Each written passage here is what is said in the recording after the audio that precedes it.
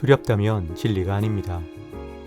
진짜 자유를 주는 알을 찾아서 낭독과 사유가 어우러진 테리토스 오디오북 옥성호의 진리 해부.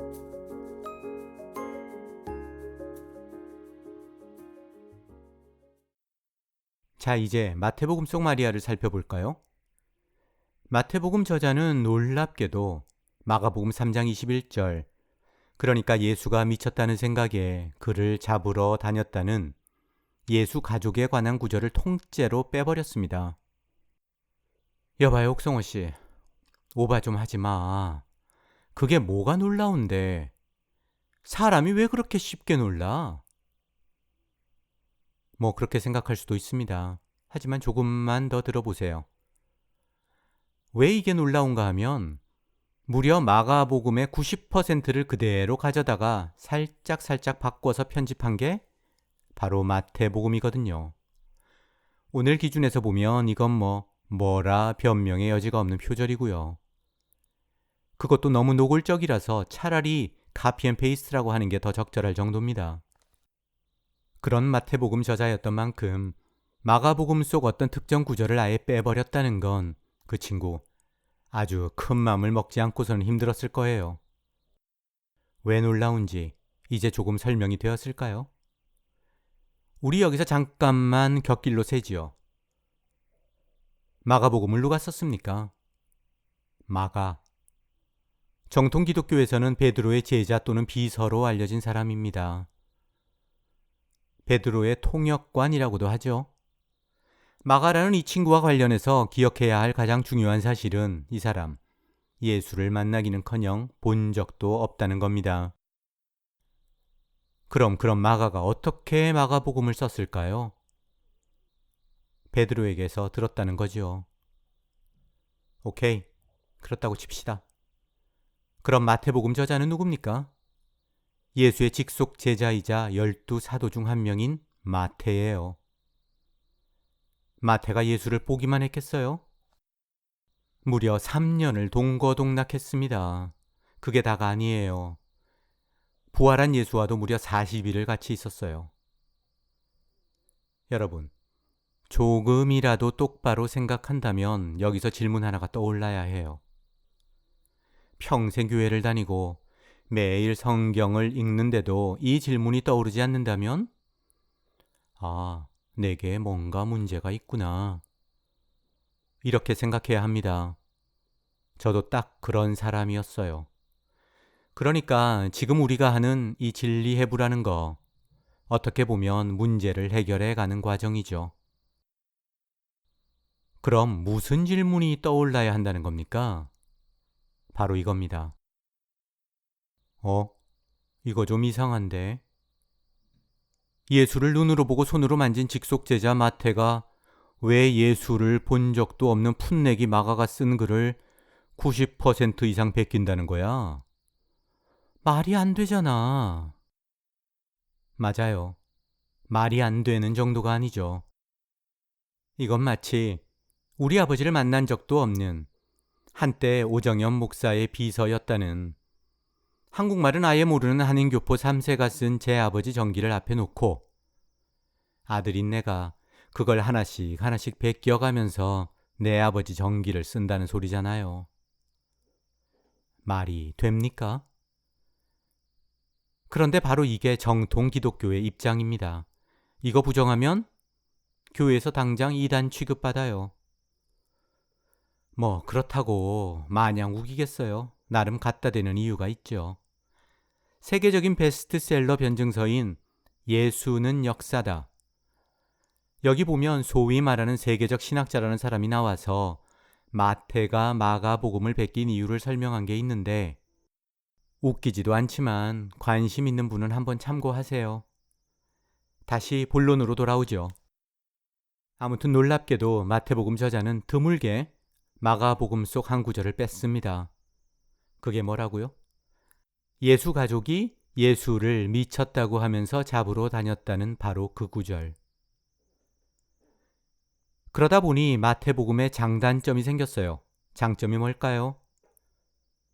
그나마 마태복음이 마리아를 마가복음보다는 덜 미친 여자로 그렸다. 그럼 단점은요? 마리아가 그나마 정상적인 사람이 되는 바람에 예수가 아주 이상한 사람이 되어버렸어요. 무슨 말이냐고요? 마태복음 12장 46절 이하를 보죠. 예수께서 무리에게 말씀하실 때에 그의 어머니와 동생들이 예수께 말하려고 밖에 섰더니 한 사람이 예수께 여짜오되 보소서 당신의 어머니와 동생들이 당신께 말하려고 밖에 서 있나이다. 그러자 예수가 대답하여 이르시되 누가 내 어머니며 내 동생들이냐 하셨다.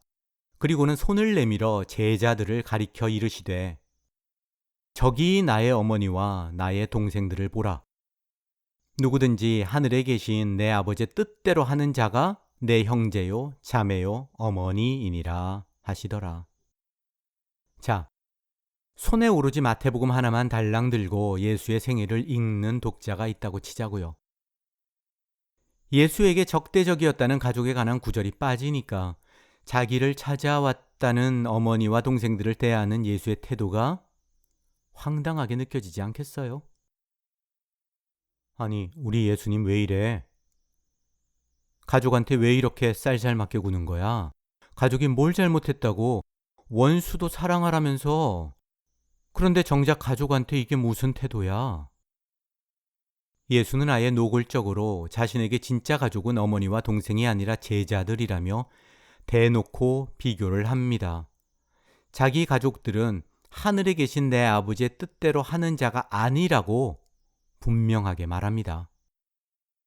마가복음에선 그나마 예수의 이런 태도가 이해가 갔던 건 가족이 자기를 찾아온 이유가 미쳤다면서 잡으러 온 거니까 예수도 사람인데 화가 안 났겠어요. 저 화상들 내 가족 아니야? 이런 반응이 하나 이상할 거 없지만 마태복음은 다르잖아요. 가족이 예수를 미쳤다고 매도한 적이 없으니까 이야기의 흐름도 거기에 맞게 달라졌어야죠. 생각해 보세요. 예수 돕겠다는 마음으로 왔을 수도 있잖아요. 그런데 예수는 다짜고짜 가족을 천대합니다. 예수만 이상한 사람이 되어버렸어요. 왜 이런 결과가 일어났을까요? 간단하죠. 마태복음 저자가 아무 생각 없이 마가복음을 표절해서 그런 겁니다.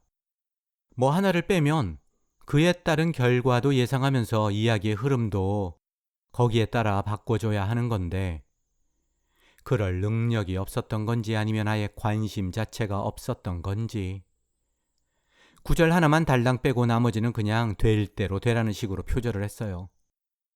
그러니 마태복음만 봐서는 예수가 하는 행동과 말은 무조건 옳다. 이런 교리의 안경만 벗고 보면 원수는 사랑하라면서 자기 가족은 천대하는 예수, 말과 행동이 다른 표리부동한 예수는 한마디로 싸가지 없는 자식이고 예수 가족은 졸지에 봉변을 당한 꼴이 된 거예요. 사실 마태복음 저자가 안티 예수다. 이런 근거는 마태복음 속에 여러 군데 있습니다. 이 본문도 그럼 그런 시각으로 이해해야 할까요? 앞으로 그 주제도 한번 다루려고 합니다. 기대해 주세요. 아무튼 마태복음 저자 문제는 이게 다가 아니에요. 이해하기 힘든 게 또 있습니다. 앞에 나오는 동정녀 탄생 이야기에서는 마리아라는 실명을 쓰더니 왜 갑자기 여기 와서는 마가복음 저자처럼 보기에 따라서 차갑게 느껴지는 호칭, 그의 어머니라고 썼을까요? 아무리 마구 베끼는 거라고 해도 앞에서 마리아라고 썼으니까 기왕이면 그냥 일관성 있게 마리아라고 계속 부르는 게 더 좋지 않았을까요? 뭐 자기가 앞에서 예수의 어머니를 마리아라고 불렀다는 것조차 기억하지 못했을 수도 있고요. 전 시간에 미처 다루지 못했는데 크게 보면 마리아와 관련한 내용이 하나 더 있습니다. 다음 시간에 마가복음과 마태복음 두 복음서를 비교하면서 그 부분을 살펴보겠습니다. 오늘도 들어주셔서 고맙습니다. 구독과 좋아요, 알람 설정 잊지 마세요. 지금까지 진리해보 옥성호였습니다.